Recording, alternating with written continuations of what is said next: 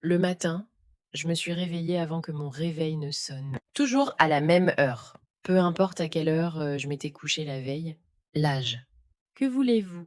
À 64 ans, chaque matin commence par un inventaire des douleurs et des raideurs. Je me suis lentement redressée sur mon lit, sentant mes articulations protester. Mon appartement était petit mais chaleureux, choisi exprès dans un quartier calme et paisible, loin de l'agitation du centre-ville de Bordeaux, où se trouvaient les bureaux de marchands d'entreprise. Ici, personne ne me connaissait comme Hélène Marchand, propriétaire de marchand d'entreprise. J'étais simplement Madame Marchand, une veuve âgée vivant de sa pension. L'appartement restait modeste, mais il était agréable. Vieux meubles hérités de mes parents. Quelques antiquités discrètes mais prisées par les connaisseurs. Jacques disait toujours que la vraie richesse ne se pavane pas. Et j'avais adopté cette sagesse après sa mort. Quand j'ai décidé d'observer mes enfants, en enfilant mon peignoir, je me suis dirigée vers la cuisine où j'ai mis la bouilloire à chauffer et sorti ma tasse préférée. Un cadeau de Jacques pour notre 30e anniversaire de mariage, simple en apparence mais fabriqué par un artisan célèbre et valant plus que mes enfants ne pouvaient l'imaginer. Ils ne posaient jamais de questions sur ce genre de choses. Pour eux, j'étais juste une vieille femme au goût démodé. Mon rituel matinal restait inchangé. Thé. Tartine avec de la confiture faite maison rapportée de ma maison de campagne. Un autre secret pour les enfants et mes comprimés pour la tension. Pendant que la bouilloire chauffait, je suis allée à la fenêtre. Bordeaux sommeillait encore, mais elle s'éveillerait bientôt. J'aimais cette ville, où j'étais née, où je m'étais mariée, où j'avais eu mes enfants et où j'avais enterré mon mari il y a 15 ans. Après le petit déjeuner, je me suis changée pour ce que les enfants appelaient l'uniforme de mamie. Une jupe grise simple mais de bonne qualité, juste en dessous des genoux. Une blouse bleu pâle en coton de qualité. Un gilet et des chaussures confortables à talons bas. J'ai appliqué un maquillage minimal. Juste un peu de poudre et de rouge à lèvres.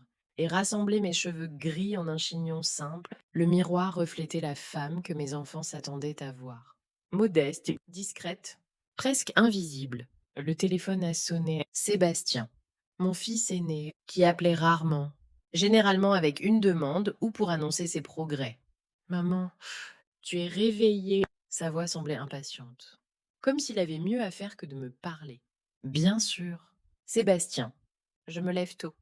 Comment vas-tu? Comment va Mathilde? Et les enfants? Ça va. Maman, écoute. Mathilde était censée t'appeler. Elle ne l'a pas fait. Non, mon chéri, nous n'avons pas parlé depuis, voyons, 2 semaines. On soupire à l'autre bout du fil. Je pouvais presque l'entendre lever les yeux au ciel. Bon, peu importe. J'ai eu une promotion, maman. Je suis maintenant associée principale au cabinet. On organise un dîner familial demain soir. À l'Étoile d'Argent. Tu connais ce restaurant? Si je connais l'Étoile d'Argent. Mes lèvres ont esquissé un sourire. Bien sûr que oui. Félicitations pour ta promotion. Mon chéri, c'est une merveilleuse nouvelle. Oui? Oui. Merci.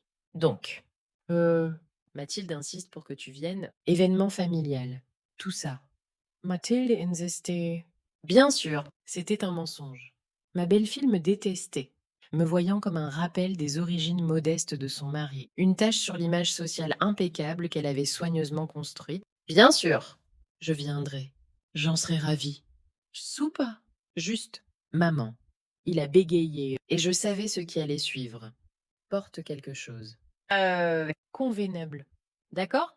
C'est un restaurant très cher. Et il y aura des gens importants. J'ai regardé mon uniforme de mamie et hoché la tête, même s'il ne pouvait pas me voir. Je ferai de mon mieux pour être élégante. Sébastien. Parfait. À demain, alors. Il a raccroché sans attendre ma réponse. En reposant le téléphone, j'ai soupiré. La promotion était vraiment une bonne nouvelle. Sébastien avait toujours été ambitieux. Enfant, il rêvait de devenir un avocat célèbre, défendant les innocents, luttant pour la justice. Maintenant, il était avocat d'entreprise, aidant les riches à devenir encore plus riches. Pas exactement ce que Jacques et moi avions rêvé pour lui. Mais il semblait heureux, du moins en apparence. Je suis sortie de la maison et me suis dirigée vers un petit vignoble familial en périphérie de Bordeaux, où je fournissais du vin pour l'Étoile d'Argent. Les rangées de vignes s'étendaient sous le soleil matinal. et l'air portait le parfum terreux des raisins mûrs. Le vigneron, un vieil ami, m'a accueilli avec une dégustation d'un nouveau millésime de Merlot. En sirotant le vin, j'ai repensé à l'appel de Sébastien. Pourquoi me parlait-il toujours avec tant d'impatience? Pourquoi Mathilde insistait-elle pour que je m'habille convenablement? Les vendangeurs chantaient au loin, et je me suis demandé si mes enfants me voyaient vraiment ou seulement une vieille femme démodée. Révenue chez moi, j'ai préparé ma journée, le cœur lourd mais déterminé pour le dîner à venir. 30 minutes plus tard, je suis descendue dans le quartier des affaires de Bordeaux et me suis dirigée vers un bâtiment discret portant l'enseigne Marchand Entreprise. L'entreprise appartenait officiellement à un trust créé par mon défunt mari. Mais en réalité, c'était moi qui la possédais. Après la mort de Jacques, j'ai pris en charge la gestion, bien que les enfants l'ignoraient, pensant que je recevais une modeste pension et de petites dividendes. En fait, Marchand Entreprise possédait des propriétés dans toute la ville, y compris l'immeuble qui abritait le restaurant L'Étoile d'Argent. La secrétaire m'a accueilli dans le hall. Bonjour, Madame Marchand. Dubois vous attend dans la salle de conférence. Le rapport trimestriel est prêt? Merci. Betty. Dans la salle de conférence, Laurent Dubois, mon directeur, disposait des documents, se levant à mon entrée. Bonjour, Hélène. Tu as l'air très grand-maman aujourd'hui. Taille-toi. Laurent. Ai-je dit en plaisantant? Dis-moi plutôt comment vont les affaires au restaurant. Laurent était l'une des rares personnes à connaître mes deux personnalités. Travaillant avec moi depuis 10 ans et étant le seul en qui j'avais une confiance totale en affaires, le restaurant prospère. Les revenus ont augmenté de 12% par rapport au dernier trimestre. Le nouveau chef est à la hauteur des attentes. Les critiques adorent. C'est bien. Et ce fournisseur de vin qui a essayé de nous arnaquer, remplacé. J'ai trouvé une petite cave familiale. Excellente qualité. Prix raisonnable. Nous avons discuté des affaires jusqu'au déjeuner, après quoi je me suis changée pour une autre tenue gardée au bureau. Un tailleur pantalon élégant, un collier de perles, des chaussures à talons, un maquillage plus soigné. Et une coiffure plus élaborée, Laurent a observé la transformation avec un petit rire familier. Pourquoi continues-tu cette mascarade? Hélène. Pourquoi ne pas dire la vérité à tes enfants? J'ai soupiré, appliquant les dernières touches de maquillage. Quand Jacques est mort, ils étaient si occupés à se partager l'héritage qu'ils n'ont même pas remarqué mon chagrin. Sébastien insistait pour que je vende la maison et emménage dans une maison de retraite pour mon bien. Étienne voulait que je lui donne le contrôle de l'entreprise, pensant que je n'étais pas capable de gérer les affaires. Je me suis tournée vers Laurent. J'ai décidé de leur donner une leçon, de voir comment ils me traiteraient s'ils pensaient que j'étais pauvre et dépendante. Ça s'est avéré plutôt médiocre. Et toutes ces années, tu ne leur as pas dit la vérité par fierté. Par curiosité, Laurent. Je me demandais jusqu'où ils iraient, et ils n'ont pas encore touché le fond. Crois-moi. Mais tu en souffres? Je vois à quel point leur négligence te fait mal. Je souffrirais plus si je savais qu'ils faisaient semblant d'être des enfants aimants juste pour l'argent. Avant le dîner, je me suis arrêtée à la Galerie des Beaux-Arts de Bordeaux, où je sponsorisais une exposition d'artistes locaux. Les toiles vibrantes, mêlant couleurs audacieuses et lumières douces, ornaient les murs, et le galeriste m'a présenté un jeune peintre prometteur. En discutant des œuvres, j'ai examiné les rapports financiers de l'Étoile d'Argent, envoyés par Laurent. Les revenus avaient grimpé de 12%, et Pascal, notre chef, proposait un nouveau plat d'agneau au romarin. L'ambiance feutrée de la galerie, ponctuée de murmures et du cliquetis des verres, me rappelait pourquoi j'aimais mon métier. En quittant l'exposition, je me suis rendue au bureau pour changer de tenue, prête à redevenir la grand-mère modeste pour le dîner familial. Ce soir-là, de retour chez moi, le téléphone a sonné. Cette fois, c'était Mathilde, dont la voix, comme toujours, semblait me faire une faveur en me parlant. Hélène, Sébastien a dit qu'il t'a appelé ce matin. Tu viens au dîner demain. Bien sûr, ma chère. Je l'ai déjà dit à Sébastien. Bien ou ne pause. Écoute, Hélène, c'est un événement très important pour Sébastien. Ses collègues seront là, des gens de la haute société. Tu vois ce que je veux dire? Pas vraiment. Mathilde, explique, s'il te plaît. J'ai entendu son soupir agacé. Je veux dire, il faut que tu aies l'air approprié. Ne porte pas ces vieux vêtements. Et s'il te plaît, Ne commence pas à raconter tes histoires d'antan. Ça n'intéresse personne. J'ai ravalé mon ressentiment. Personne dans ma famille ne s'intéressait à mon passé, à mes histoires, à ma vie. Pour eux, j'étais juste une vieille femme, tolérée par devoir. Je ferai de mon mieux pour ne pas vous embarrasser. Mathilde. Bien. Étienne vient aussi avec les enfants. Et s'il te plaît, ne commence pas à lui poser des questions sur son travail. Tu sais qu'il n'aime pas en parler. Étienne. Mon fils cadet s'était encore plus éloigné de moi après la mort de son père. Il travaillait dans la finance, était toujours occupé, appelé rarement. Sa femme, Nathalie, l'avait quitté il y a 5 ans, le laissant avec 2 enfants, après quoi il était devenu encore plus renfermé. Bien sûr, Mathilde, je serai sage. À demain alors. Désigné Fortrense. Elle a raccroché sans attendre ma réponse. Tout comme Sébastien, tel père, tel fils. Je me suis couchée tôt, mais je n'ai pas pu dormir longtemps, pensant à la soirée de demain, à la manière dont mes enfants me regarderaient sans me voir, me parleraient avec condescendance, comme si j'étais une enfant ou une personne pas tout à fait saine d'esprit, à la manière dont mes petits-enfants éviteraient de me parler, gênés par leur pauvre grand-mère. C'était douloureux. Même après toutes ces années, ça faisait encore mal. Mais il y avait aussi un autre sentiment, la curiosité, l'anticipation. Combien de temps ce jeu durerait-il? Que se passerait-il quand la vérité éclaterait? Comment réagiraient-ils en découvrant que j'avais observé leur vrai visage toutes ces années? Demain allait être une soirée intéressante. Peut-être même un tournant, après tout. Ils venaient dans mon restaurant, mon territoire, et quelque chose me disait que la mascarade ne pouvait pas durer éternellement. Avec cette pensée, je me suis enfin endormie. Ce serait une journée chargée. Je me suis réveillée encore plus tôt que d'habitude, à l'aube, avec des pensées tournées vers la soirée à venir. Un dîner familial dans mon propre restaurant.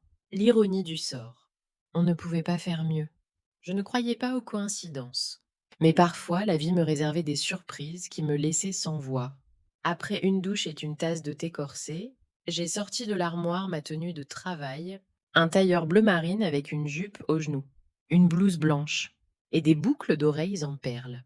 Je gardais toujours cette tenue repassée et prête, bien que je me change habituellement au bureau. Aujourd'hui était une exception. Je voulais être au restaurant le plus tôt possible pour tout préparer pour la soirée. Après avoir emballé mon tailleur et mon sac de voyage, j'ai enfilé mon uniforme de grand-mère et suis sortie de la maison. Simone Bisset, ma voisine. Comme d'habitude, s'affairait déjà dans son jardin. Tôt, aujourd'hui, Hélène, a-t-elle remarqué, me regardant par-dessus ses lunettes. Grande journée. On peut dire ça. Je me suis arrêtée à la grille. La famille célèbre la promotion de Sébastien dans mon restaurant ce soir. Ah, mon Dieu. Simone s'est redressée, tenant son dos. Que vas-tu faire? Je n'ai pas encore décidé. Peut-être rien. Je verrai selon les circonstances. Hélène Marchand. Elle a secoué la tête. Tu es soit la femme la plus sage, soit la plus téméraire que je connaisse. Probablement les deux. J'ai souri. Souhaite-moi bonne chance. Simone, bonne chance, ma chère, et que tes enfants voient enfin la lumière aujourd'hui. J'ai décidé de prendre un taxi au lieu du bus. Le temps me manquait. Et je devais m'arrêter au bureau avant d'aller au restaurant. Le chauffeur, un jeune homme à la barbe soignée, m'a lancé un regard ennuyé quand je lui ai donné l'adresse de Marchand Entreprise, me prenant probablement pour une secrétaire ou une femme de ménage. Ça m'allait. Le bureau était calme. La plupart des employés arrivaient vers 9 heures. J'ai rapidement changé de tenue, appliqué un maquillage plus soigné et relevé mes cheveux en un chignon net. La différence était frappante. Personne n'aurait soupçonné qu'une retraitée modeste et une femme d'affaires confiante étaient la même personne. Laurent m'attendait dans son bureau. Mon directeur était impeccable comme toujours. Costume strict, cravate parfaitement nouée, pas un pli de trop. Il s'est levé à mon entrée. Bonjour, Hélène. Tu as l'air inquiète. J'ai mes raisons. Je me suis assise dans le fauteuil en face de son bureau. Mes enfants et petits-enfants dînent à l'étoile d'argent ce soir. Je me souviens. Il s'est assis et a croisé les mains sur la table. As-tu décidé comment tu vas procéder? Pas encore. Non. Mais il faut prévenir le personnel pour que personne ne me trahisse. Raisonnable. Laurent a hoché la tête. J'ai déjà fait une liste de tous ceux qui travailleront ce soir. Il faudra les briefer. D'accord. J'ai soupiré. Quel est le programme aujourd'hui? D'abord, un problème avec la climatisation dans la petite salle. Les techniciens seront là à 11 heures. Ensuite, une réunion avec le nouveau fournisseur de fruits de mer à midi. Enfin, il faut vérifier les préparatifs pour la collecte de fonds de la semaine prochaine. Pas grand-chose à faire, ai-je remarqué. Aussi, Laurent a marqué une pause. Le conseil municipal a appelé. La commission des bâtiments historiques veut inspecter notre restaurant la semaine prochaine. Quelque chose à voir avec le registre historique? D'accord. Organise ça. Je me suis levée. Allons au restaurant. Tu me donneras les détails en chemin. Nous avons pris ma voiture d'entreprise, une berline noire discrète aux vitres teintées. Alain, mon chauffeur régulier depuis 8 ans, était au volant. Il connaissait ma double vie et ne posait jamais trop de questions. Laurent s'est assis à côté de moi à l'arrière et a ouvert un porte-bloc. La réservation pour ce soir est au nom de Sébastien Marchand. Tablé pour 8. 19h30. Il m'a montré l'écran. J'ai arrangé pour leur donner la meilleure table près de la fenêtre. Qui les servira? Benoît. Il n'est avec nous que depuis 6 mois. Ne t'a jamais vu en... vieille dame. Ça va, mais il faudra lui expliquer la situation aussi. Absolument. Je vais faire un briefing à tout le personnel à 16 heures, avant le début du service du soir. J'ai hoché la tête. Regardant par la fenêtre les rues de Bordeaux défiler, la ville changeait sous mes yeux. Les vieilles maisons étaient démolies, remplacées par des immeubles modernes. Mais le centre-ville, où se trouvait notre restaurant, conservait son charme historique, ce qui donnait à l'étoile d'argent un attrait particulier. Tu réalises que ça ne peut pas durer éternellement, n'est-ce pas? A soudain demandé Laurent. Quoi donc? Cette double vie que tu joues? Tôt ou tard, la vérité éclatera. Peut-être. J'ai haussé les épaules. Mais pour l'instant, je suis satisfaite du statu quo. Vraiment? Tu les punis ou tu te punis toi-même? Sa voix était douce, mais empreinte d'inquiétude. Je me suis demandé, punissais-je vraiment mes enfants en leur cachant la vérité, ou était-ce une façon de me protéger de la déception? Je ne savais pas, probablement les deux. Ai-je enfin répondu? Mais ce soir, ça sera particulièrement intéressant de les observer dans mon restaurant. Tu ne veux pas les choquer, révéler ton secret de manière spectaculaire. Non, j'ai secoué la tête. Ce serait trop mélodramatique. Je veux juste voir comment ils se comportent. La voiture s'est arrêtée à l'entrée arrière du restaurant. C'était presque l'heure d'ouverture, et le personnel se préparait déjà pour la journée. Les chefs commençaient les préparations pour le menu du déjeuner, les serveurs dressaient les tables, et les barmen vérifiaient les stocks. Laurent et moi avons traversé la cuisine, saluant le personnel. Le chef Pascal, un Français au tempérament difficile mais au goût brillant, a immédiatement interrompu son travail pour s'approcher de moi. Madame Marchand, j'aimerais discuter du menu spécial de ce soir. J'ai quelques idées. Bien sûr. Pascal, j'ai souri. Donnez-moi une demi-heure pour régler quelques affaires urgentes. Et je suis tout à vous. Il s'est incliné et est retourné à son équipe, distribuant des instructions d'une voix forte et autoritaire. Dans mon bureau, une petite pièce élégamment meublée près de la cuisine, j'ai parcouru le courrier et les rapports du matin pendant que Laurent organisait une réunion avec les techniciens de climatisation. 1 heure plus tard, nous avons parcouru le restaurant ensemble, vérifiant chaque détail. De la propreté des nappes à l'éclat des verres, la table des marchands doit être impeccable. Ai-je rappelé au maître d'hôtel? Bien sûr, madame. Il a hoché la tête. Dubois a déjà donné des instructions. Votre famille sera satisfaite. Ils ne savent pas que c'est mon restaurant. Ai-je baissé la voix? Et ils n'ont pas besoin de le savoir ce soir. C'est une sorte de... test. Le serveur a haussé les sourcils de surprise, mais s'est vite repris. Je comprends, madame. Ce sera fait. Les techniciens de climatisation sont arrivés à 11 heures. Le problème était plus sérieux que prévu. L'unité principale devait être remplacée, ce qui signifiait que la petite salle serait indisponible jusqu'à au moins demain. Il faudra déplacer les réservations de la petite salle vers la grande salle, a dit Laurent, consultant la liste des commandes du soir. Ce n'est pas critique, mais ça nécessitera une réorganisation. Occupe-t'en. J'ai hoché la tête. Je vais chez Pascal discuter du menu. Le chef m'attendait dans la cuisine. Entouré d'échantillons de ces nouveaux plats, nous avons passé une demi-heure à goûter et discuter de chacun. Pascal était un véritable artiste en cuisine, et j'appréciais sa créativité, bien que parfois je devais freiner ses idées les plus extravagantes. Pour le menu de ce soir, je suggère d'ajouter l'agneau signature au romarin, a-t-il dit, me tendant une assiette de viande parfaitement cuite, et peut-être un nouveau dessert. Un fondant au chocolat avec une glace à la lavande. J'ai goûté l'agneau. Il fondait dans la bouche. La combinaison d'épices était impeccable. L'agneau. Oui, absolument.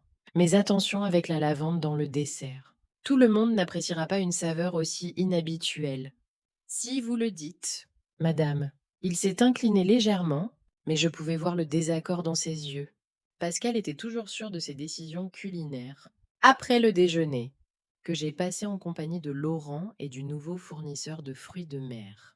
Un jeune homme souriant proposant des huîtres biologiques de ferme locale, nous avons enfin pu nous occuper de préparer la visite familiale du soir. Alors, a dit Laurent quand nous étions seuls dans mon bureau. Comment procédons-nous? Fais un briefing au personnel. Accorde une attention particulière à Benoît, il sera leur serveur. Explique que c'est ma famille, mais qu'ils ne savent rien de mon entreprise et qu'ils n'ont pas à le découvrir aujourd'hui. Et toi, quel rôle joueras-tu? Celui de la grand-mère. Comme d'habitude.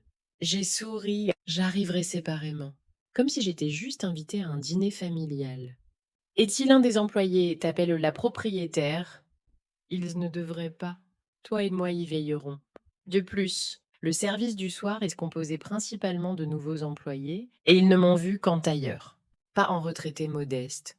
Laurent m'a tapoté ses doigts sur la table, pensif. Tu pourrais utiliser cette situation pour enfin révéler la vérité. Je pourrais. J'ai acquiescé, mais je ne suis pas sûre d'être prête pour ça. On verra comment la soirée se déroule. D'accord. Il s'est levé. Je vais préparer le personnel. Et toi? Je vais travailler sur le menu pour la collecte de fonte de la semaine prochaine. Et je pense que je ferai un dernier tour du restaurant, vérifier chaque détail. Je suis restée seule un moment, regardant par la fenêtre la rue animée. Mes pensées tournaient autour de la soirée à venir. Que voulais-je prouver en continuant ce jeu? Était-ce juste une petite vengeance pour des années de négligence ou pour la manière dont mes enfants avaient divisé l'héritage de Jacques sans même me consulter? Peut-être. En partie, mais il y avait une autre raison. Je voulais savoir s'ils m'aimaient vraiment ou seulement l'image d'une mère qu'ils avaient créée dans leur tête. Une mère toujours en arrière-plan, dans l'ombre d'un père prospère. Une mère qui ne les contredisait jamais, toujours soutenante, juste une maman. Quand Jacques est mort, quelque chose s'est brisé en moi, non seulement à cause de la perte d'un être cher, mais à cause de la rapidité avec laquelle mes enfants ont essayé de prendre le contrôle de ma vie. C'est trop compliqué pour toi. Maman. Étienne avait proposé de reprendre le contrôle de l'entreprise. Tu as besoin de quelque chose de plus petit. Maman. Tu es seule maintenant. Sébastien insistait pour vendre la maison. Aucun d'eux n'a demandé ce que je voulais. Alors, j'ai décidé de leur donner une leçon. J'ai vendu notre maison familiale, mais je n'ai pas acheté un petit appartement comme ils s'y attendaient. À la place, j'ai acheté un penthouse en centre-ville et un appartement modeste en périphérie pour mon second mois. Officiellement transféré la gestion de l'entreprise à un trust, mais en réalité pris les rênes moi-même. Et observé comment mes enfants ont progressivement cessé de me considérer, me voyant comme rien d'autre qu'un fardeau. Une vieille femme aux vues démodées. Le bruit de la porte qui s'ouvrait m'a tiré de ma rêverie. Laurent était de retour. Tout est prêt. A-t-il rapporté? J'ai parlé au personnel.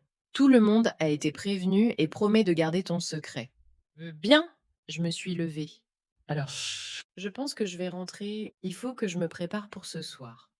Tu es sûr de ne pas vouloir rester ici. Tu pourrais te changer au bureau, comme d'habitude. Non, j'ai secoué la tête. C'est trop risqué. Peut-être que l'un des enfants arrivera tôt et me verra ici. Ça se tient. Laurent a acquiescé. À ce soir?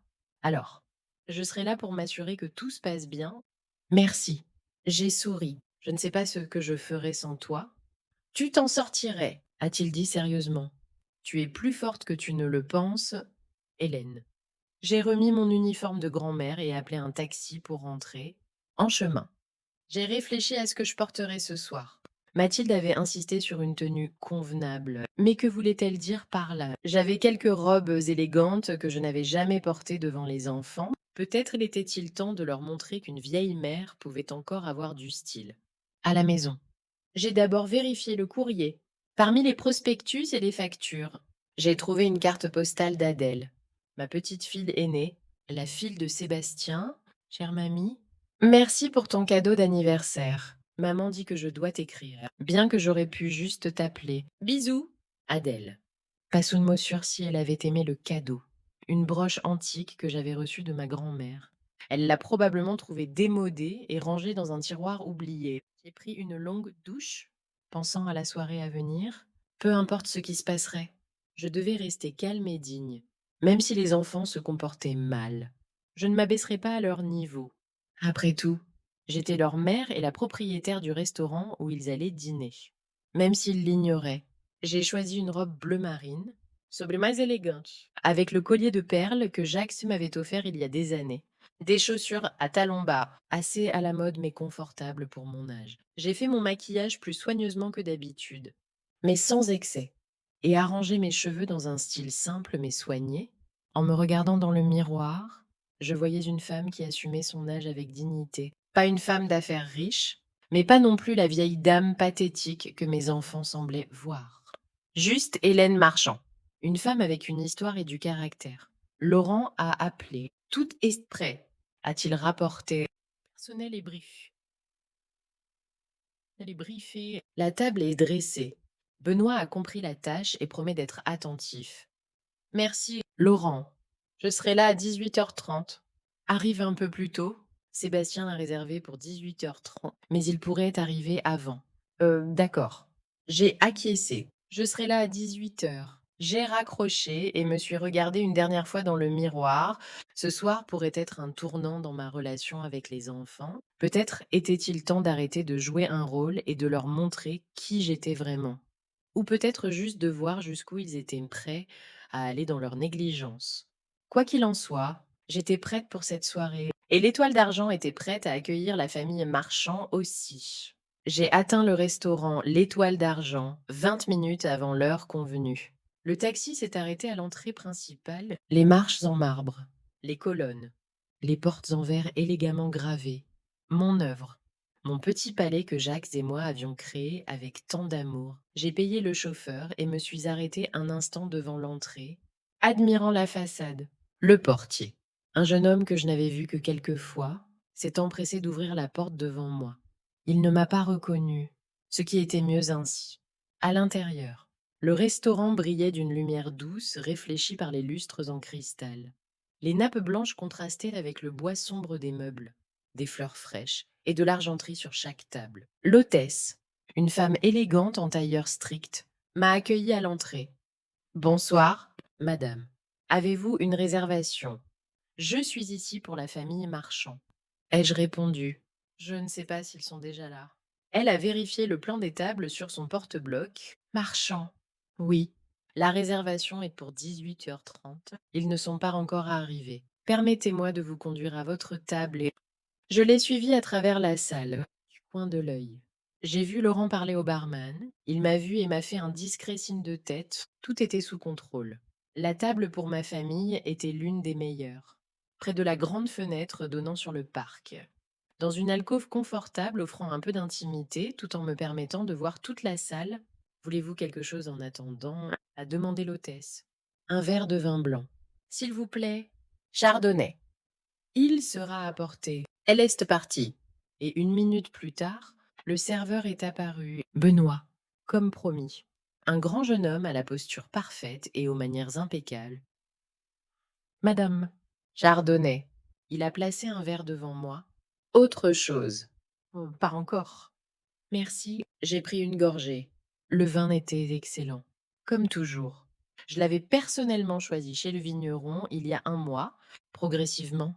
Le restaurant s'est rempli. C'était vendredi soir. Et toutes les tables étaient réservées. La foule était variée. Des hommes d'affaires célébrant la fin de la semaine. Des couples en rendez-vous, des familles célébrant des occasions spéciales. L'étoile d'argent attirait ceux qui appréciaient non seulement une cuisine raffinée, mais aussi une atmosphère particulière d'élégance sans prétention. À 18h30 précise, j'ai vu ma famille entrer dans le restaurant, en tête. Sébastien et Mathilde, tous deux impeccablement vêtus. Lui en costume coûteux, elle en robe du soir avec un peu trop de bijoux. Derrière eux, leurs enfants. Adèle, 17 ans, et Raphaël, 14 ans. Affichant une expression de supériorité ennuyée, suivait Étienne, mon fils cadet, mince et tendu, avec ses jumeaux de 12 ans, Hugo et Camille. L'hôtesse les a conduits à leur table. Sébastien m'a repéré et m'a adressé un sourire. Maman, tu es déjà là, ponctuelle. Comme toujours, je me suis levée pour les accueillir. Bonsoir, c'est tellement bon de vous voir tous. Mathilde m'a lancé un regard évaluateur. J'ai vu ses yeux s'attarder sur ma robe, mon collier, mes cheveux. Elle s'attendait clairement à me voir dans mon uniforme de grand-mère habituel et était un peu surprise. Hélène. Elle a effleuré ma joue discrètement. Tu as l'air convenable. Merci. Ma chère. J'ai souri. Toi aussi. Adèle et Raphaël m'ont salué à contre-cœur, visiblement gênés par ma présence. Hugo et Camille étaient plus sincères. Ils ont couru pour m'enlacer. Mamie, s'est exclamée Camille. Tu as une nouvelle robe? Oui, ma chérie. Je lui ai tapoté la tête. C'est spécial pour ce soir. Et elle est belle, a dit Hugo. Et toi, Osso aussi? Tu es jolie. Étienne a froncé le nez. Les enfants. Taisez-vous. On est dans un endroit respectable. Nous nous sommes assis à la table. J'étais entre Camille et Raphaël, en face de Mathilde. Benoît s'est approché pour prendre la commande des boissons. Bonsoir, mesdames et messieurs. Je m'appelle Benoît et je serai votre serveur ce soir. Que puis-je vous apporter? Sébastien a commandé une bouteille de vin coûteux. Mathilde de l'eau minérale. Et les enfants des cocktails sans alcool. Étienne a demandé un whisky. Et vous? Madame. Benoît s'est tourné vers moi. J'ai déjà du vin. Merci. J'ai levé mon verre. Mathilde m'a lancé un regard désapprobateur. Hélène. Tu as déjà commencé sans nous? Je suis arrivée un peu tôt. Ai-je expliqué? J'ai décidé de prendre un verre en attendant. C'est un bon vin. Elle était clairement mécontente. J'espère que tu ne vas pas trop boire ce soir. Tu te souviens de ce qui s'est passé à Noël? Il ne s'était rien passé d'extraordinaire à Noël. J'avais bu 2 verres de vin et raconté quelques anecdotes sur la jeunesse de Sébastien, ce qui l'avait un peu embarrassé devant ses collègues, mais aux yeux de Mathilde, c'était apparemment un péché impardonnable. Ne t'inquiète pas, ma chère. J'ai pris une autre gorgée, je me comporterai bien. Benoît est revenu avec les boissons et a présenté le menu. Pascal avait ajouté plusieurs nouveaux plats, spécialement pour ce soir, y compris l'agneau au romarin que j'avais approuvé la veille. Le chef recommande l'agneau ce soir, a dit Benoît. C'est un nouveau plat au menu et il est délicieux. Oh, j'aime l'agneau, a dit Mathilde. Ça semble merveilleux. Sébastien a étudié la carte des vins. C'est une collection impressionnante. Je pense qu'un bon rouge irait bien avec l'agneau. Que recommandez-vous? Benoît a expliqué professionnellement plusieurs options. Sébastien a choisi l'un des vins les plus chers, montrant son statut, bien sûr. Alors, a dit Sébastien lorsque Benoît est parti. Maintenant, nous pouvons célébrer. Comme vous le savez, j'ai été promue. Je suis maintenant associée principale au cabinet. Félicitations. Mon chéri, j'ai souri. Je suis très fière de toi. Merci, maman. Il a hoché la tête. C'est un grand pas. Maintenant, je travaillerai avec les clients les plus importants du cabinet et, bien sûr, mon salaire augmentera considérablement. Nous pensons acheter une nouvelle maison, a ajouté Mathilde. Domaine des Vignes. Tu connais cet endroit? Hélène. Domaine des Vignes, c'était un quartier huppé où les maisons commençaient à plusieurs millions. Je le connaissais très bien. En fait, je possédais plusieurs propriétés là-bas par le biais de marchands entreprises. Oui, j'en ai entendu parler. Ai-je répondu neutrement? C'est un beau quartier, l'un des plus prestigieux de la ville, a souligné Mathilde. Seuls les gens prospères y vivent.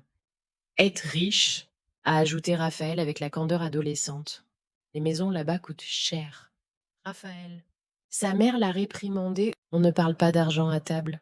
Mais tu viens de parler de la nouvelle maison. a fait remarquer le garçon. Mathilde lui a lancé un regard agacé et a changé de sujet. Au fait, Adèle a reçu une admission provisoire à Sciences Po.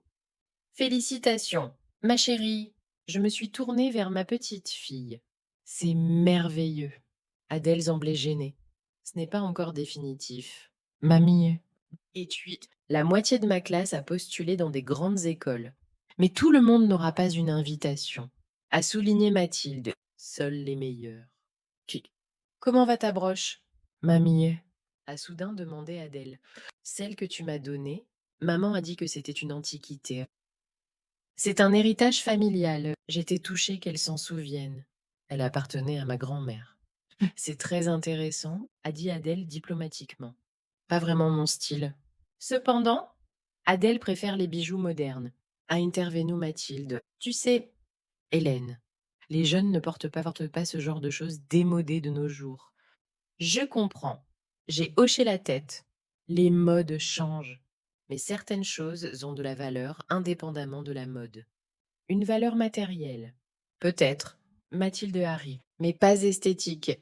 Benoît a porté les entrées. Et la conversation s'est temporairement interrompue.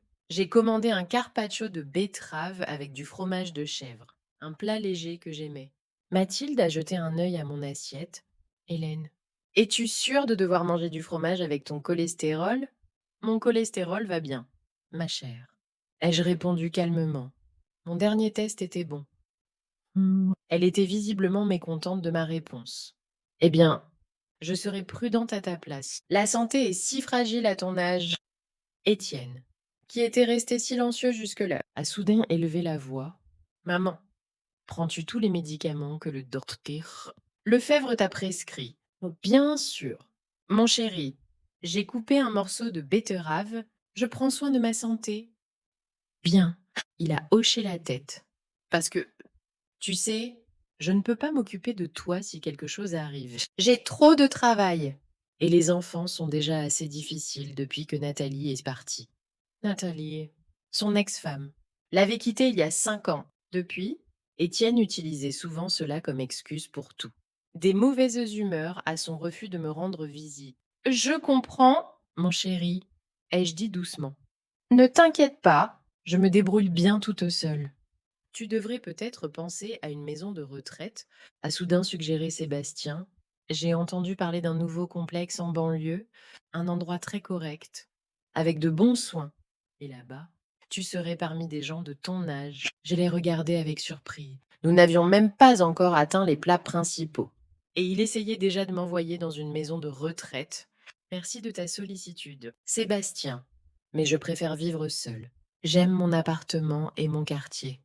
Mais tu es toute seule là-bas, a-t-il insisté. Et si tu tombes, ou si tu tombes malade la nuit, j'ai un téléphone. J'ai souri, et ma voisine, Simone Bisset, passe souvent vérifier comment je vais. Simone Bisset, Mathilde a ricané. Elle est plus vieille que toi. Seulement 3 ans de plus, ai-je dit. Et elle est très active pour son âge. Quand même. Sébastien a secoué la tête. Ce n'est pas une solution. Dans une maison de retraite, tu serais prise en charge par des professionnels et nous pourrions te rendre visite selon un planning. Mathilde a ajouté avec une fausse sollicitude. Une fois par mois, par exemple. Ce serait pratique pour tout le monde. J'ai pris une gorgée de vin pour cacher mon amertume. Une fois par mois, selon un planning. Comme une visite chez le dentiste. Discutons-en une autre fois. Ai-je suggéré. Aujourd'hui, nous célébrons la promotion de Sébastien. Oui, bien sûr. Il a acquiescé, visiblement satisfait du changement de sujet vers sa personne. Un homme d'âge moyen en costume coûteux s'est approché de notre table. Sébastien, Sébastien Marchand. Mon fils s'est retourné et s'est immédiatement illuminé. Marc, quelle rencontre inattendue. Ils se sont serrés la main. Sébastien l'a présenté. Marc Lefebvre, mon nouveau collègue. Marc, voici ma famille. Il a présenté Mathilde, les enfants. Étienne. Quand ce fut mon tour, il a hésité un instant, et voici ma mère. Hélène. Marc m'a salué poliment. Mais il était évident qu'il ne s'intéressait pas à moi. Il a immédiatement repris la conversation avec Sébastien à propos d'un client important et d'une affaire à venir. Mathilde. Pendant ce temps, a remarqué une femme à une autre table qu'elle semblait connaître. Elle a agité la main et lui a fait signe d'approcher. La femme, une blonde élégante dans la quarantaine, s'est avancée vers notre table.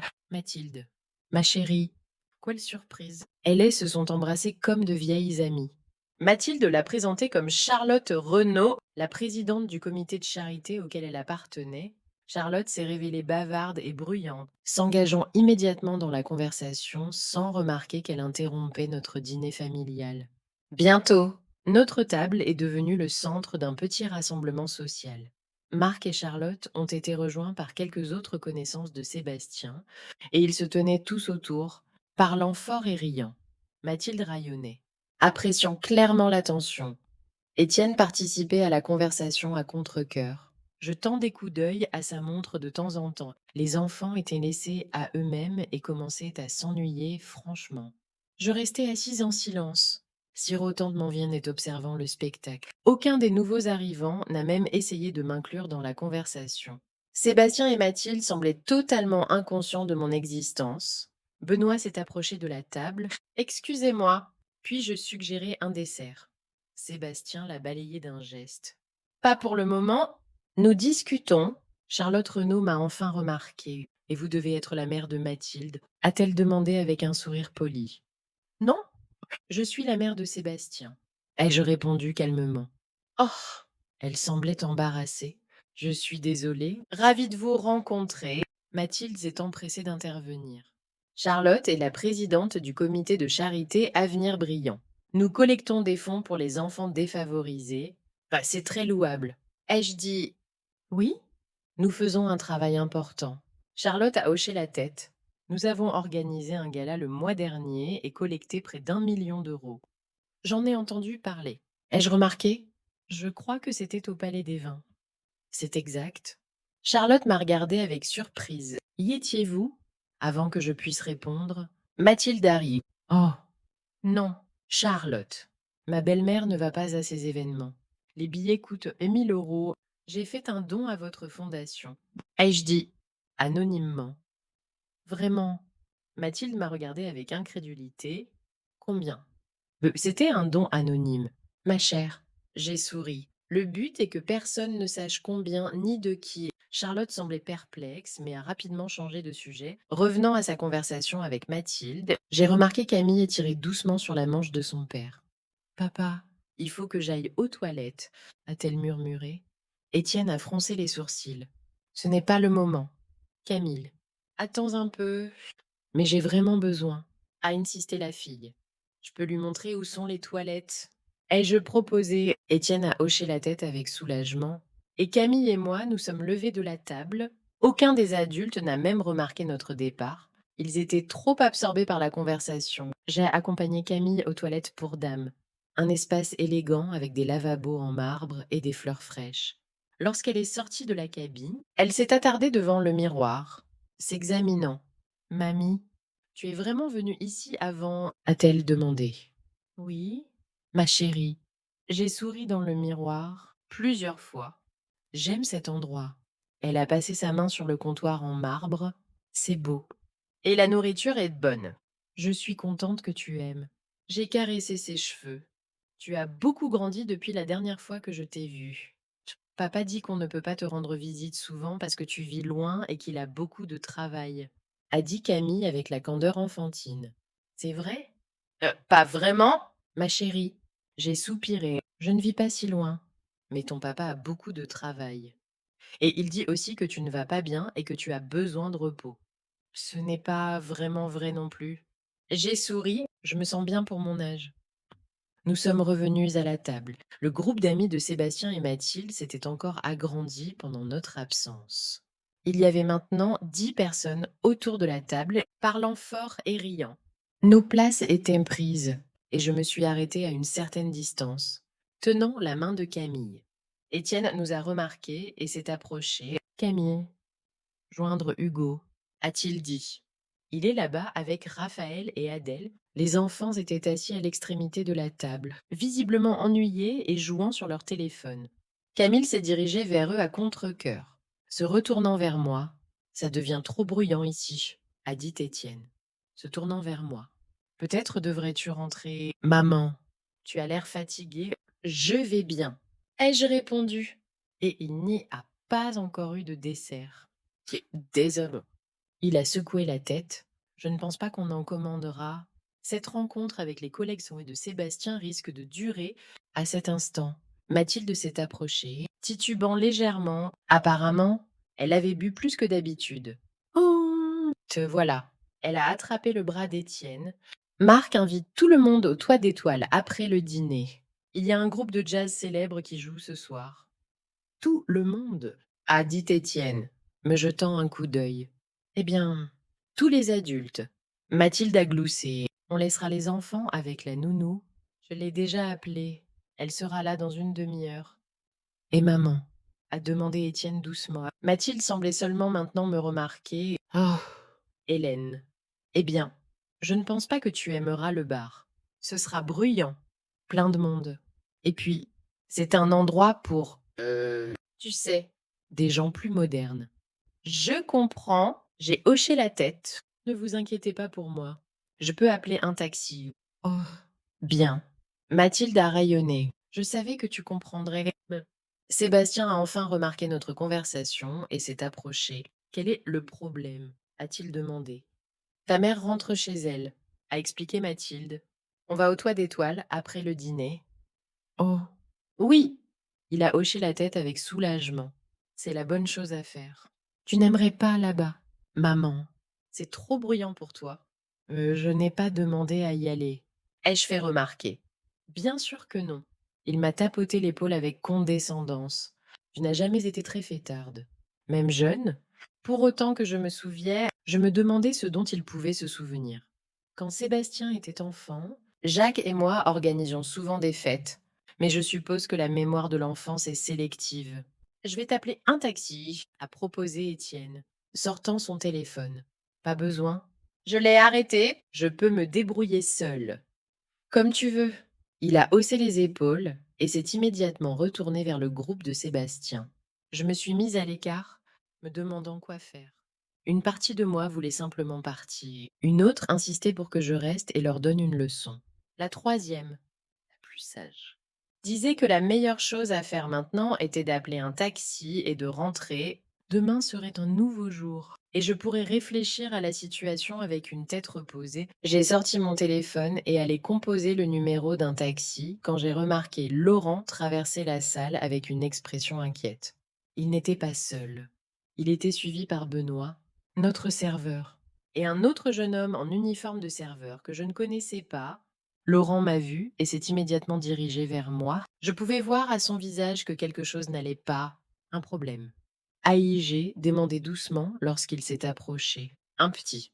Il s'est penché vers moi, parlant presque en chuchotant. Un des clients dans la grande salle prétend qu'on lui a servi un plat avarié. Il fait un scandale et exige de voir le propriétaire du restaurant. Pascal ne peut pas résoudre ce problème.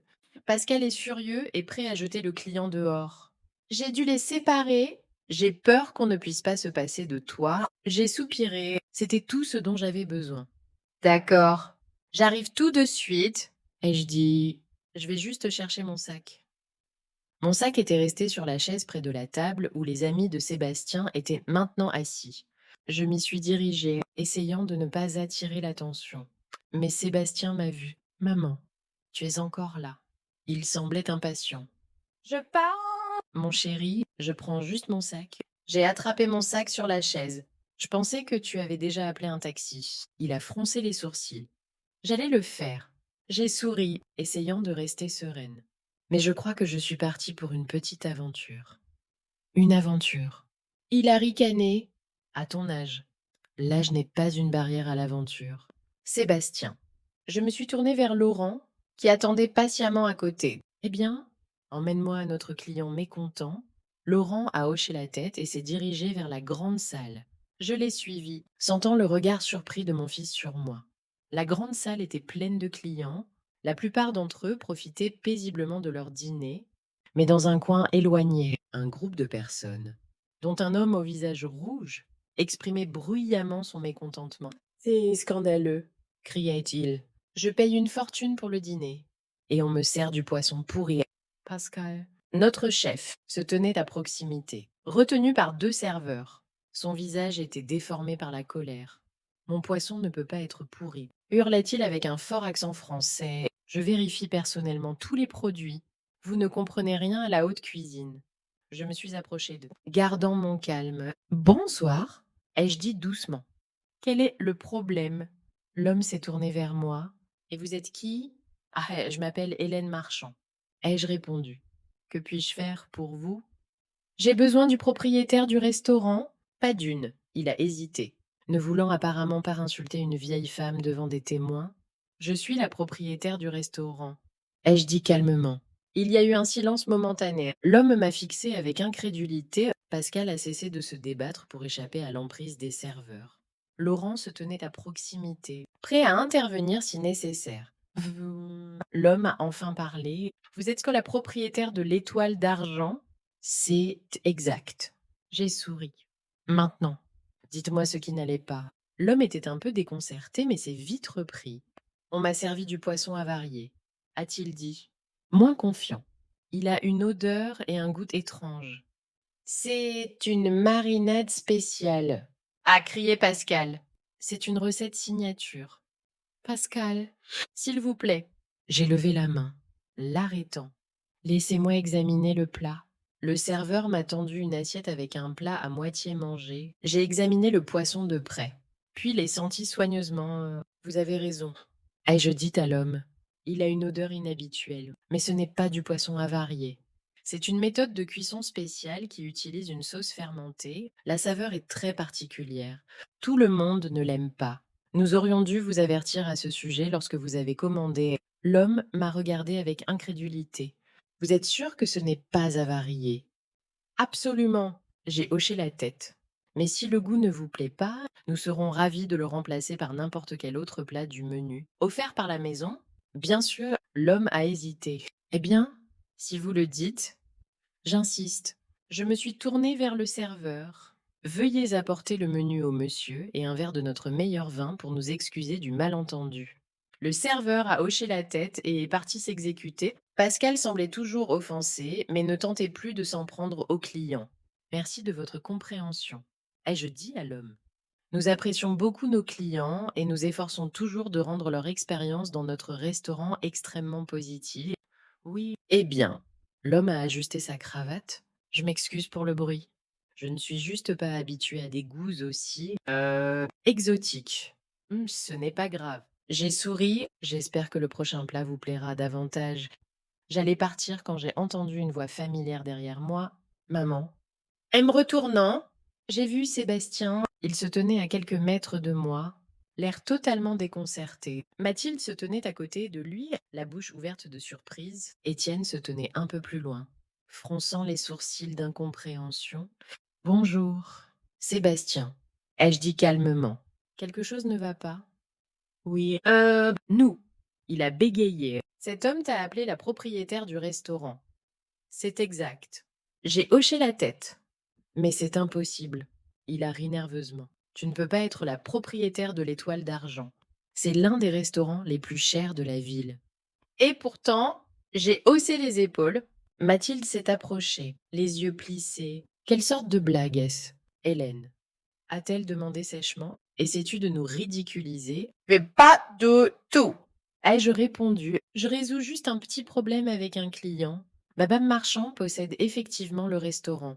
Laurent s'est avancé. Permettez-moi de me présenter.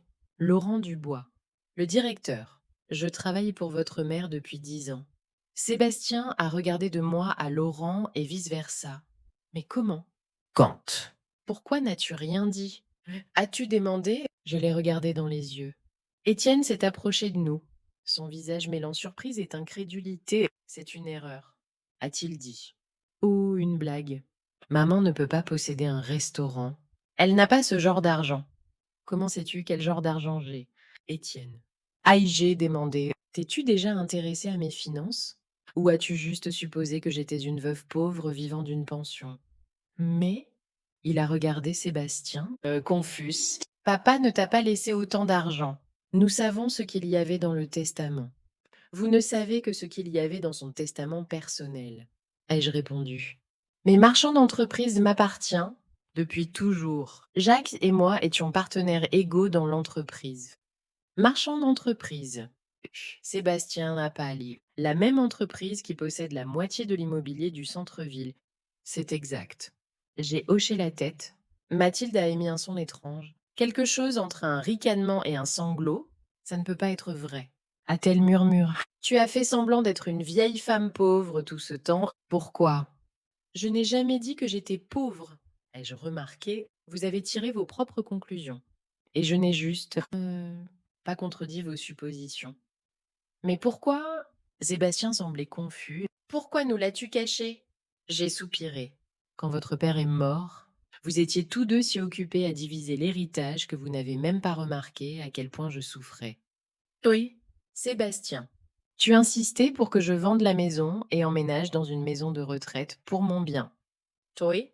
Étienne, tu voulais que je te donne le contrôle de l'entreprise, pensant que je ne pouvais pas gérer les affaires. Ils étaient silencieux. Ne me regardant pas, j'ai décidé de voir comment vous me traiteriez si vous pensiez que j'étais pauvre et dépendante de vous. Ai-je continué? Et j'ai appris beaucoup de choses intéressantes sur mes enfants. Ce n'est pas juste, a marmonné Étienne. Tu nous as menti.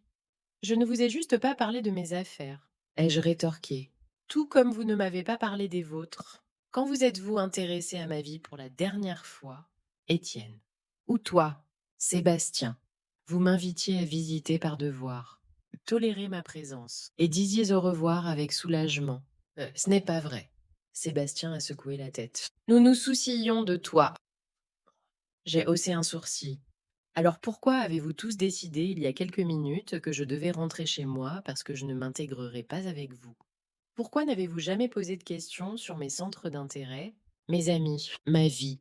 Pourquoi me parliez-vous toujours avec condescendance, comme si j'étais une enfant ou quelqu'un de pas tout à fait sain d'esprit? Nous n'avons pas, Sébastien a commencé, mais Mathilde l'a interrompu. Dèche, a-t-elle dit, se ressaisissant. Tu es riche, tu possèdes un restaurant, et ensuite, que veux-tu? Je ne veux rien. Mathilde, ai-je répondu calmement. Je résous juste un problème avec un client dans mon restaurant, et vous pouvez continuer votre soirée si je me souviens bien. Vous alliez aux 3 d'étoiles après le dîner, mais tout plaisante.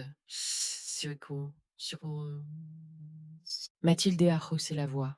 Après une telle révélation.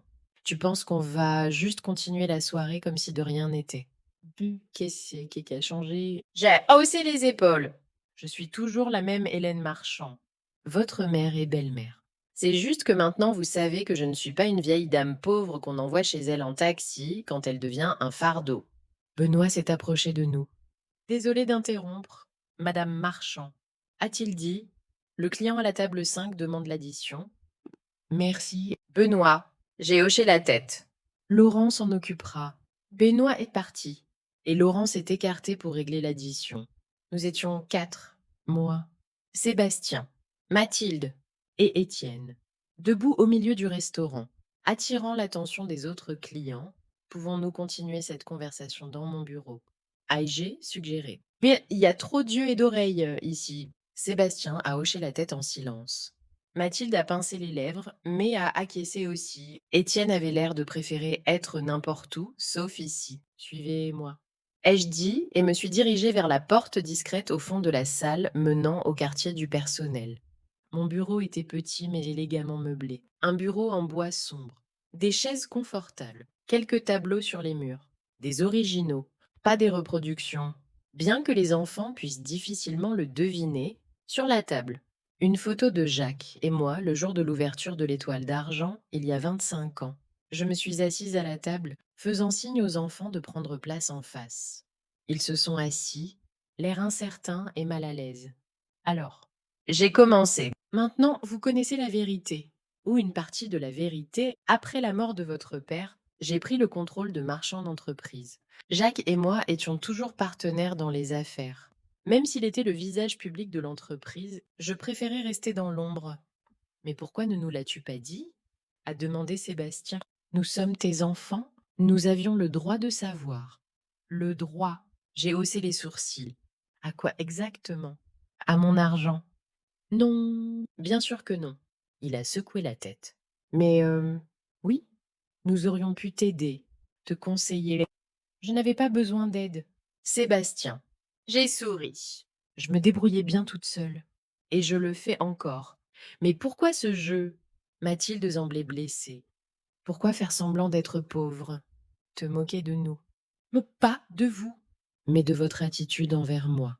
Ai-je répondu? Quand vous pensiez que j'étais une vieille femme sans défense, vous me traitiez en conséquence, avec un léger mépris, avec impatience, avec pitié.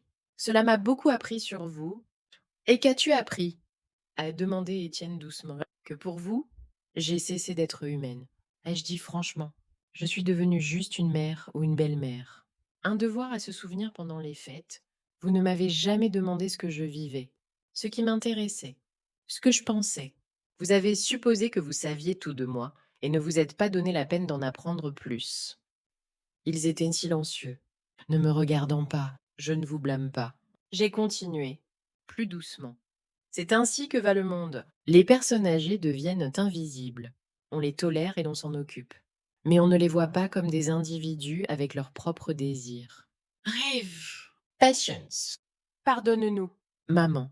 Ah, enfin, dit Sébastien. Nous. Je n'avais pas réalisé que je faisais ça. Je sais, mon chéri. Je lui ai souri, c'est pourquoi je ne suis pas en colère contre vous. Je veux juste que vous compreniez, je suis toujours là. Je suis toujours Hélène Marchand, une femme qui aime la vie, apprécie la beauté, dirige une entreprise. Et oui, possède un restaurant. Alors, quoi maintenant? Ah, demandait Mathilde. Qu'est-ce qui va changer? Ça dépend de vous. Je les ai regardés à tour de rôle. Je ne demande pas grand-chose.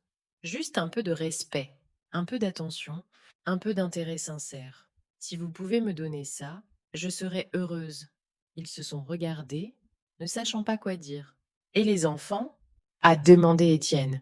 Devraient-ils savoir que leur grand-mère est une femme d'affaires riche? Vous pouvez leur dire si vous voulez. J'ai haussé les épaules, mais je ne pense pas que ce soit si important. Je suis juste une grand-mère pour eux, et je le serai toujours, peu importe la taille de mon compte en banque. Tu n'es vraiment pas en colère contre nous? A demandé Sébastien avec incrédulité. Un peu. J'ai admis, surtout quand vous avez essayé de me faire sortir du restaurant pour ne pas gâcher votre soirée. Mais dans l'ensemble, non, je ne suis pas en colère. Je veux juste qu'on recommence, comme une vraie famille. Étienne a soudain ri. Tu sais, maman, a-t-il dit, secouant la tête, tu as toujours été la plus imprévisible d'entre nous. Même enfant, je ne pouvais jamais deviner ce que tu ferais ensuite. Je prends ça comme un compliment. Souris. C'en est un. Il a hoché la tête. Oui, je suis désolée d'avoir été si distant. Après le départ de Nathalie, je me suis juste refermée sur tout le monde. Je comprends, mon chéri. J'ai tendu la main et touché sa paume. Mais peut-être devrais-tu t'ouvrir à ta mère? Au moins, il a serré ma main et hoché la tête sans dire un mot. Sébastien semblait pensif. Maman, je dois demander, combien de choses nous caches-tu encore? Y a-t-il encore quelque chose qu'on ignore? J'ai ri. Oh, Sébastien. Chaque personne est un univers de secrets, mais si tu parles de choses matérielles, non, pas d'autres entreprises secrètes ou trésors cachés. Juste marchand d'entreprise, l'étoile d'argent. Et quelques autres investissements, mais quelques autres investissements a répété Mathilde, toujours sous le choc. Tu en parles si banalement. Parce que c'est banal pour moi. Ma chère, je lui ai souri, tout comme tes comités de charité le sont pour toi. Une semaine après cette soirée mémorable à l'étoile d'argent, une semaine de silence et de réflexion pour nous tous. Ni Sébastien ni Étienne ne m'ont appelé. Peut-être avaient-ils besoin de temps pour digérer ce qui s'était passé. Je ne les ai pas pressés, continuant mes affaires habituelles, gérer l'entreprise, vérifier le restaurant, rencontrer des associés. Le jeudi, j'ai reçu un appel de Mathilde, la première fois en toutes ces années qu'elle initiait la conversation. Hélène. Sa voix semblait incertaine. C'est Mathilde. Bonjour. Ma chère. J'ai essayé de parler calmement, bien que surprise. Comment vas-tu? Eh oui. Ça va. Elle a bégayé. Hélène. Nous aimerions t'inviter à déjeuner ce dimanche. Si tu n'es pas occupé, bien sûr. Déjeuner? J'ai souri dans le téléphone. J'aimerais beaucoup. Chez vous. Oui. Elle est restée silencieuse un moment. Sébastien veut vraiment te parler. Et les enfants aussi. Adèle nous bombarde de questions sur toi toute la semaine. Je peux l'imaginer. J'ai ri. Que leur as-tu dit? La vérité, a-t-elle répondu simplement. Que tu possèdes une entreprise et un restaurant, que nous ne le savions pas avant, je vois. À quelle heure est le déjeuner? Midi. Mais tu peux venir plus tôt si tu veux. Ah, merci, Mathilde. Je serai là à midi. Après cette conversation, je suis restée longtemps dans mon bureau, regardant par la fenêtre la rue animée en contrebasse. Quelque chose avait changé dans la voix de Mathilde. La condescendance habituelle, l'arrogance, avait disparu. Peut-être que notre révélation les avait vraiment poussés à reconsidérer leur attitude envers moi. Ou peut-être digéraient-ils simplement le fait que leur pauvre mère s'avérait être une femme très riche. Le vendredi, Étienne a appelé, contrairement à sa belle-sœur. Il n'a pas se tourné autour du pot. Maman, j'ai agi comme un idiot. A-t-il dit sans préambule? Je suis désolée. Ça va. Étienne. Ai-je répondu doucement? Tu ne savais pas? Ce n'est pas que je ne savais pas pour ton entreprise. A-t-il rétorqué? C'est à propos de la façon dont je t'ai traité ces années. Comme si tu ne comptais plus. J'ai ravalé la boule dans ma gorge. Étienne avait toujours été le plus fermé de mes fils, moins enclin à montrer ses émotions. Merci de l'avoir dit. Ai-je dit doucement. Ça compte beaucoup pour moi. Je veux que les enfants te connaissent mieux, a-t-il continué. La vraie toi. Pas juste mamie. Mais Hélène Marchand, la femme qui a construit un empire. N'exagère pas. J'ai souri. Ce n'est pas un empire, juste une bonne entreprise stable. Peu importe. J'ai entendu le sourire dans sa voix. Je suis fière de toi. Maman. Et j'aimerais t'avoir dit ça avant. Après cette conversation, je me sentais un peu plus légère dans mon âme. Peut-être que notre famille pouvait vraiment recommencer sur une base plus honnête. À midi précis le dimanche, je me suis arrêtée devant la maison de Sébastien et Mathilde, une grande maison dans un quartier huppé. Je suis arrivée dans ma voiture d'entreprise avec chauffeur. Déterminée à ne plus cacher mon statut, j'étais vêtue simplement mais élégamment, d'un tailleur d'un grand couturier, avec le collier et les boucles d'oreilles en perles que Jacques m'avait offert pour notre 40e anniversaire de mariage. Sébastien a ouvert la porte. Il semblait un peu tendu, mais sincèrement heureux. Maman, il m'a serré dans ses bras, ce qui n'était pas arrivé souvent ces dernières années. Je suis content que tu sois venu. Merci pour l'invitation. J'ai souri en entrant dans la maison. Les autres nous attendaient dans le salon. Mathilde, inhabituellement sobre dans une robe simple mais coûteuse. Adèle et Raphaël, soudain intéressés par leur grand-mère. À ma surprise, Étienne avec les jumeaux. Hugo et Camille. Je ne m'attendais pas à les voir tous réunis. Mamie, Camille a été la première à se précipiter vers moi. C'est vrai que tu possèdes le restaurant? Oui, ma chérie. Je l'ai serré dans mes bras. Et pas seulement le restaurant. Raconte, a exigé Hugo, s'approchant. Papa a dit que tu avais toute une entreprise. J'ai regardé Étienne, et il a haussé les épaules avec un léger sourire. Les enfants ont le droit de savoir quelle grand-mère incroyable ils ont, a-t-il dit.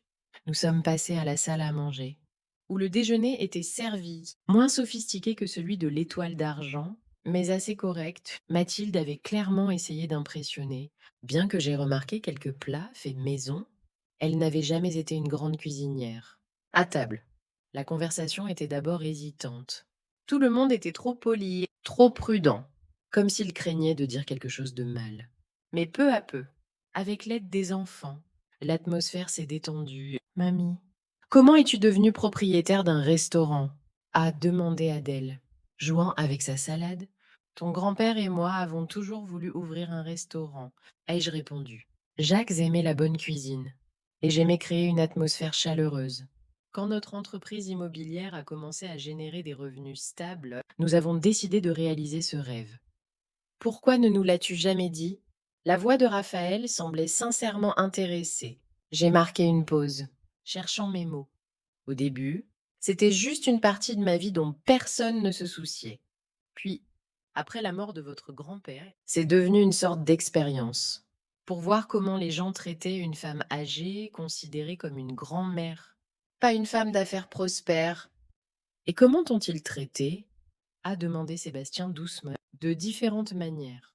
Je l'ai regardé dans les yeux, mais souvent avec condescendance, comme si, avec l'âge, j'avais perdu le droit d'être une personne à part entière avec mes propres intérêts, opinions, désirs. Un silence s'est installé à la table, même les enfants ont cessé de parler, sentant la gravité du moment. Je suis désolée, maman, a enfin dit Sébastien. Je n'avais pas réalisé que je faisais ça. Je sais, mon chéri. Je lui ai souri. La plupart des gens ne le réalisent pas, c'est juste la façon dont la société perçoit souvent les personnes âgées. Mais ça va changer maintenant, a dit Mathilde avec une fermeté inattendue. Nous te traiterons avec le respect que tu mérites. Je l'ai regardée avec surprise. De tous les membres de la famille, Mathilde était celle dont je m'attendais le moins à un changement. Merci, ma chère. Ai-je dit sincèrement. Ça compte beaucoup pour moi. Pouvons-nous venir te rendre visite? A demandé Camille. Dans ta vraie maison? Pas cet petit appartement? Bien sûr, ma chérie. J'ai souri. J'ai un penthouse en centre-ville. Je pense que vous aimerez la vue depuis la terrasse. Penthouse, a dit Hugo avec excitation. Trop cool. J'ai aussi une maison de campagne, ai-je ajouté, avec une piscine et un jardin. Peut-être cet été, vous pourriez tous y aller pour le week-end. Avec une piscine. Raphaël s'est animé. Pouvons-nous inviter des amis? Raphaël. Mathilde l'a réprimandé. Ne sois pas si cavalier. Ce n'est pas grave. J'ai ri. C'est une grande maison. Il y a beaucoup de place pour tout le monde. Et oui. Raphaël, tu peux inviter tes amis. Si tes parents sont d'accord. Le déjeuner s'est poursuivi, et peu à peu, la conversation est devenue plus naturelle. Les enfants me bombardaient de questions sur l'entreprise, le restaurant, ma jeunesse. J'ai répondu honnêtement, ne cachant plus aucun détail de ma vie. Sébastien et Étienne écoutaient plus qu'ils ne parlaient, digérant apparemment encore le fait que leur mère n'était pas du tout celle qu'ils avaient imaginée. Après le dîner, quand les enfants sont partis jouer dans le jardin et que Mathilde était occupée à préparer le café, nous sommes restés tous les trois, mes fils et moi, dans le salon. Maman, Sébastien a commencé nerveusement, ajustant sa cravate. Nous voudrions, je veux dire, j'aimerais m'excuser pour toutes ces années, pour la façon dont je t'ai traité. Moi aussi, a ajouté Étienne. Nous avons été inconsidérés. Ça va. Je les ai regardés avec amour. Vous êtes mes enfants et je vous aimerai toujours. Peu importe comment vous me traitez. Mais c'est faux. A objecté Sébastien. Nous aurions dû être meilleurs. J'aurais dû être meilleur. Nous faisons tous des erreurs, ai-je dit doucement. L'important est qu'on en tire des leçons. Nous voulons réparer les choses. Étienne s'est avancé, recommencer, être une vraie famille. J'ai souri. Mais à l'intérieur, je ressentais une légère tristesse. Pouvions-nous vraiment réparer les choses? Pouvions-nous oublier les années de négligence? La condescendance, l'éloignement. Je n'étais pas sûre. Allons simplement de l'avant. Ai-je suggéré jour après jour, sans grande promesse? Juste, être plus attentifs les uns aux autres. Ils ont trop ri la tête, et j'ai vu de la compréhension dans leurs yeux. Ils savaient que tout ne pouvait pas être réparé avec une seule conversation, un seul repas, que la confiance et le respect devaient être regagnés. Mathilde est revenue avec le café et le dessert, un tiramisu acheté en magasin qu'elle a essayé de faire passer pour fait maison. J'ai fait semblant de ne pas remarquer l'étiquette de la pâtisserie qu'elle avait oublié d'enlever. Je me demandais, Hélène, a-t-elle dit en versant le café, si tu pouvais me donner quelques conseils d'investissement? J'ai quelques petites économies, et j'aimerais les placer correctement. Je l'ai regardée avec surprise. Elle ne m'avait jamais demandé mon avis sur quoi que ce soit auparavant. Bien sûr, ai-je répondu, j'aimerais beaucoup. Et toi aussi. Elle a marqué une pause. J'aimerais t'inviter à la prochaine réunion de notre comité de charité. Ton expérience en affaires pourrait être très utile. Merci, Mathilde. J'ai souri. Je vais y réfléchir. Je voyais qu'elle essayait, qu'elle tentait de construire une relation. C'était maladroit, mais sincère. Et j'appréciais ses efforts. Les enfants sont revenus du jardin, bruyants et excités. Mamie, mamie, Camille a couru vers moi. Peux-tu m'apprendre à diriger une entreprise? Je veux cette femme d'affaires quand je serai grande. Moi aussi, si tu veux. Bien sûr. Je lui ai tapoté la tête. Mais ça demande beaucoup de travail et d'études. Je n'ai pas peur du travail, a-t-elle dit sérieusement. Papa dit que je suis très têtue. Comme toi. Étienne a toussé, embarrassé, mais je n'ai fait que rire. Ton papa a raison. L'entêtement peut être une qualité utile si tu le canalises dans la bonne direction. Je veux travailler dans un restaurant, a dit Hugo. Puis-je être serveur pendant les vacances d'été? C'est trop tôt pour que tu travailles, a objecté Étienne. Mais peut-être pourrais-tu passer un jour ou deux là-bas, voir comment ça fonctionne. Si mamie est d'accord? Je suis tout à fait pour. J'ai hoché la tête. Tous les enfants seraient les bienvenus à l'Étoile d'Argent. Peut-être que Pascal pourrait même vous apprendre quelques astuces de cuisine. Pascal, a demandé Raphaël. Notre chef. Ai-je expliqué? Il est français, un peu colérique, mais brillant. Cool. Raphaël s'est tourné vers sa mère. Puis-je y aller aussi? Maman, si mamie t'invite. Bien sûr, a dit Mathilde. Me lançant un regard reconnaissant, je voyais les yeux de mes petits-enfants s'illuminer. Comment ils me voyaient soudain, non pas comme une vieille femme, mais comme quelqu'un avec une vie intéressante, avec des histoires à raconter.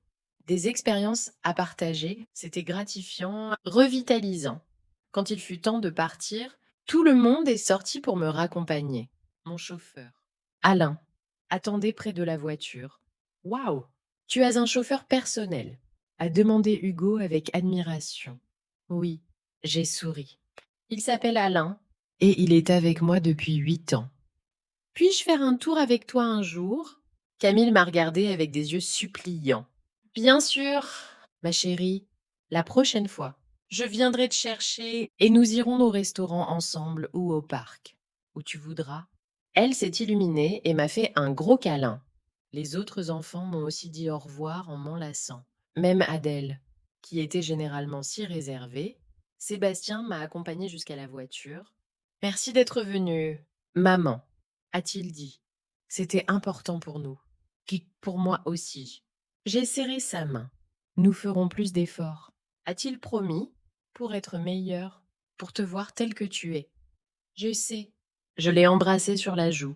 Et je vais essayer aussi d'être plus ouverte, de ne pas cacher des parties de ma vie. Il m'a aidé à monter dans la voiture, et j'ai fait signe à tout le monde tandis qu'Alain démarrait, en chemin vers la maison. J'ai réfléchi à la journée que nous avions passée. Ce n'était pas un déjeuner familial parfait, trop de maladresse, trop de griefs non exprimés, trop de tentatives pour impressionner, mais c'était un début. Le premier pas vers quelque chose de nouveau, de plus sain. Je ne me faisais pas d'illusions. Je savais que Mathilde ne deviendrait probablement jamais une personne vraiment proche, que Sébastien serait toujours un peu distant, trop absorbé par sa carrière et son statut, que Étienne, malgré son ouverture actuelle, pourrait redevenir renfermé, comme il l'avait fait après le départ de Nathalie. Mais je voyais aussi de l'espoir dans les yeux de mes petits-enfants, dans les tentatives maladroites de Mathilde pour réparer les relations, dans le remords sincère de mes fils. Peut-être que nous ne serions jamais la famille parfaite et unie des publicités, mais nous pouvions être meilleurs que nous ne l'étions. Nous pouvions apprendre à nous voir, à vraiment nous voir.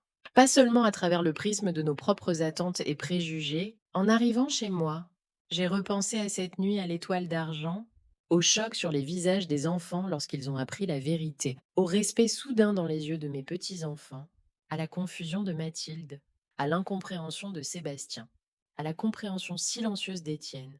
À ce moment-là, dans le restaurant, je ne savais pas comment ça finirait.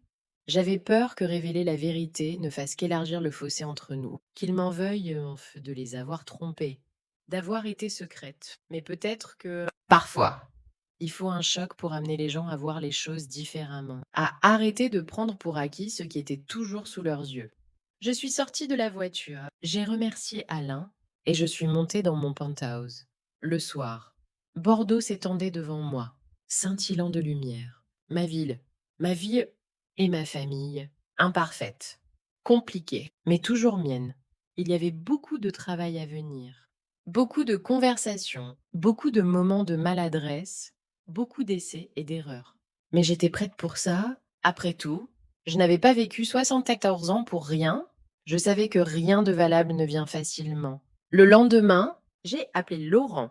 Comment était le déjeuner a-t-il demandé avec curiosité. Pas mal.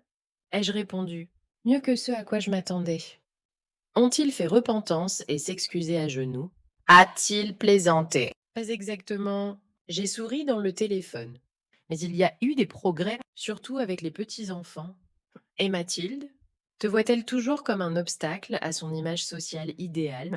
Elle essaye, ai-je dit pensivement. À sa manière, je pense qu'il lui faudra du temps pour s'habituer à l'idée que je ne suis pas juste une belle-mère, mais une femme d'affaires prospère. Je crois qu'elle aimait l'idée d'une vieille dame pauvre à plaindre et à patronner. Peut-être, a dit Laurent. Mais les gens peuvent changer. Parfois, ils ont juste besoin d'un bon coup de pouce. Et tu leur as donné ce coup de pouce. Il a ri, à ta manière discrète mais efficace.